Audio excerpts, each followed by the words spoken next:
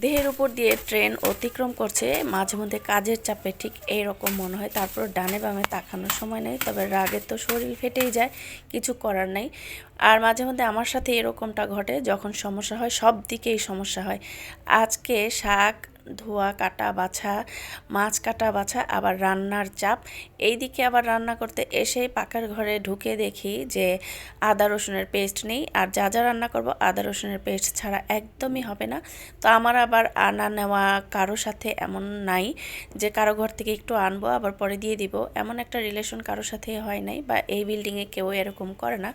তো যাই হোক, নিনজা টেকনিক তো জানা আছে, একটুখানি সময়ের ব্যাপার আর হাতের কেরামতি। তো রসুনটা ছিলতে হতে সময় লাগে। এই রসুনটাকে এরকম আমি ন্যাকড়ার মধ্যে নিয়ে, যেহেতু সময় নেই, এইভাবে আস্ত্রাতে থাকলাম। আর এই যে কিছু কোয়া কিন্তু খুলে আসলো। তো এরকম একবার দুইবার করার পরে সবগুলো কোয়া কিন্তু খুলে আসে। তো এইভাবে আবার রাগের ঠেলায় আঁচড়াতে গেলে কিন্তু রসুন আবার থেতলে যাবে, অতটা জোরে ছেঁচা দেওয়া যাবে না। আস্তে আস্তে একটু বাড়ি দিলেই রসুনগুলো কোয়া খুলে আসবে। আর এই যে এখন অনেক বেশি খোসা, এই খোসার কারণে কোয়াগুলোর উপরে মানে চাপ লাগে না, সেই জন্য আমি খোসাগুলো একটু ঝেড়ে ফেলে দিচ্ছি। আর এই টেকনিকটা হচ্ছে একটা বাবুর্চির থেকে শেখা।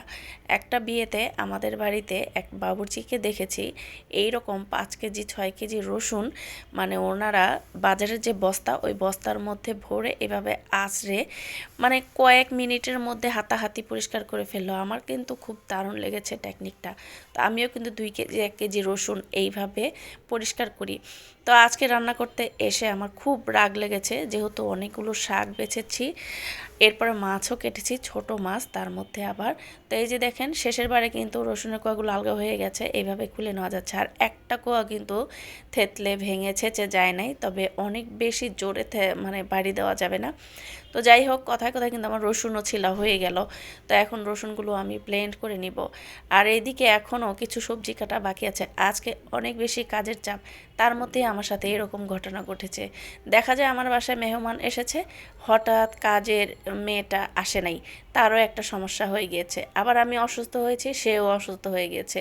যখন আমি সুস্থ থাকি তার কোনো সমস্যা নাই, না আসলেও চলে 2-1 দিন, তখন সে দিব্যি আসবে, কাজ বন্ধ দিবে না। তো আমার যখন যেদিন কাজের চাপ পড়ে, মানে নাই কাজ এসেও ঘাড়ের উপরে ভর করে, মানে তখন খুব রাগ লাগে। আর কাজ করতে করতে মনে হয় যে নিজের উপর দিয়ে যেন ট্রেন যাচ্ছে, তারপরও থেমে থাকার কোনো জো নাই।